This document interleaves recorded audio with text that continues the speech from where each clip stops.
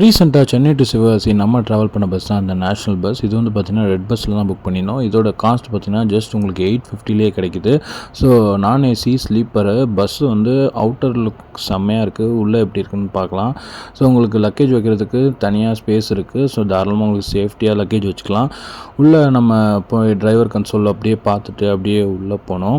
So உள்ளே போய் பார்த்திங்கன்னா லைட்டிங்லாம் சூப்பராக இருந்தது. அண்டு 2 சைடுமே சீட்டிங் சூப்பராக இருக்குது. ஸ்லீப்பரு நல்லா வந்து 2 பேர் தாராளமாக படுத்துக்கிறதுக்கு நல்ல ஒரு ஸ்பேஸ் இருக்குது. அண்ட் உங்களுக்கு வந்து சாக்கெட் பவர் சாக்கெட் இருக்குது. அண்டு பேக் வச்சுக்கிறதுக்கு ஹோல்டர்லாம் வச்சு கொடுத்துருக்காங்க. அண்டு எல்லாமே பக்காவாக இருக்குது. லைட்டிங் எல்லாமே நல்லா ஒர்க் ஆகுது.